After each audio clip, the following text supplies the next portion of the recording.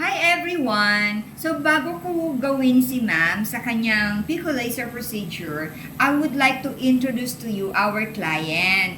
So, nasa 60 plus na si ma'am, so senior na siya, and this is our third session. At ang nakakatuwa doon, nanggagaling pa si ma'am sa Pandi, Bulacan, at kahit nagkaano pa kalayo ang pinanggalingan ni ma'am, talagang tunay ngang nagpupunta siya dito dahil pinatotohanan niya ang kasabihang walang malayang lugar sa taong gustong pumunta. So, ang problema ni ma'am ay ang kanyang melasma. So, during our first session, talagang dark ang melasma ni ma'am. Actually, it is a combination of mild, severe, and very severe melasma. So, ngayon, na ika-third session na namin, bale napakalaki na ng pagbabago sa mukha ni ma'am. Pero ayokong ako ang magkwento. Hayaan natin si ma'am ang magkwento ng kanyang journey sa pagiging maganda ang balat. So, ma'am, ano po ang masasabi ninyo ngayon na third session na natin?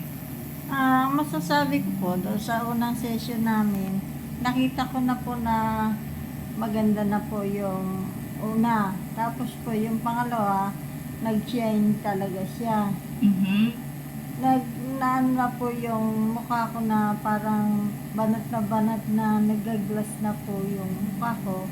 At yung melasma ko po, medyo nagpusyaw na po siya. So, in other words, napansin nyo po na parang nag-glass skin na kayo. Opo. Meron po bang ibang nakapansin pa ng inyong pagiging glass skin? Yung mga kapitbahay ko po, at saka po itong kasama ko sa bahay, yung mga pinsan ko, tsaka po yung mga anak ko. Ma'am, napakalayo ng inyong pinanggalingan. That's Pandi, Bulacan. So, ano po ba ang nakapag-decide sa inyo para finally sa amin kayo magpa-treatment? Nag-try na rin po ako sa may Santa Maria, sa Balagtas, at saka sa Malolos. Nakita ko po sa Facebook, magkaiba po doon sa pinagpapagawaan ko dito po ma'am sa inyo. Kaya tinaray ko po, kahit anong layo, hinanap ko po ito. Ibig sabihin, ma'am, nakapagpagawa na po kayo sa iba. So, nakukompare ninyo yung gawa namin sa gawa ng ibang skin clinics. Tama po ba? Opo, ma. So guys, nakita nyo naman, kahit na malayo yung pinanggalingan ni ma'am, talagang push na push ang pagpunta niya rito. At saka, well, sabi nga ni ma'am, malaki na yung pagbabago napansin niya sa kanyang balat. At hindi naman magpupunta si ma'am dito ng pabalik-balik, ang aga nga nilang umalis kanina kung wala naman siyang nakikitang pagbabago sa kanyang mukha. Tama po ba, ma'am? Opo, ma'am. Kasi nung nahiya na rin po ako lumabas kasi maitim na po yung dalawang pisngi ko sa melasma ko. Maitim na po eh. Ang pangit pong tingnan.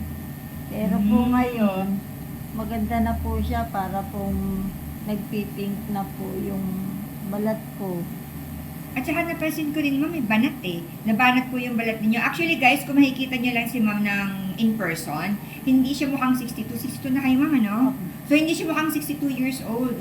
Much younger siyang tignan kapag nakita niyo si ma'am kasi banat na banat ang kanyang mukha. So, ma'am, ano pong maipapayo ninyo doon sa mga katulad ninyo na meron ding problema sa PECAS, lalo na yung mga malalayo dito, tapos may problema sila sa PECAS? Any advice for them? Advice ko lang po, yung kung gusto niya rin pong magpapagawa, dito na po kasi na-try na natin sa iba. I-try niyo po dito at saka po yung binibigay na gamot, dapat po panatiliin pong lagi nasa mukha at makikita niyo po yung ebidensya. Kayo na po makakaano nun na bakit pumusyaw at tapos ang tinting nawala. So, yun po talaga ang sikreto, ma'am, ano? Kailangan desidido talagang magpaganda, desididong ilagay lahat ng mga produkto, desididong magpunta regularly sa sessions. Ano po, ma'am? Yes, ma'am. Kailangan po natin yun para hindi po tayo nahihiyang humarap kahit kanino. Kasi yung balat po natin, lalo tayong babae, yan po yung kayamanan natin, ang muka. Yan. So guys, ano na, magsisimula na kami ni ma'am. Kaya lang syempre, ang haba na nitong video natin. So ang makukuhanan lang natin, yung mga unang few seconds or few minutes ng aming procedure. So, eto yung unang laser na gagamitin sa kanya kasi 2 lasers ang ginagamit natin. Hindi ko na maipapakita yung pangalawang laser dahil sobrang haba na nitong vlog natin. So, eto na ma'am ha. Okay, lights, camera, action! Kumusta po ma'am? Masakit po ba? Hindi naman po, nakakagulat lang. Okay.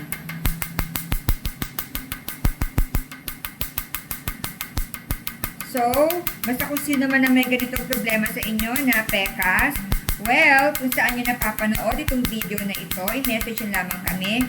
Ako mismo ang sasagot sa inyo. Or, you can call or text us at 0925-853-4636. Ang aming location ay sa Novaliches Bayan, Quezon City. Magpapaalam na kami. Bye!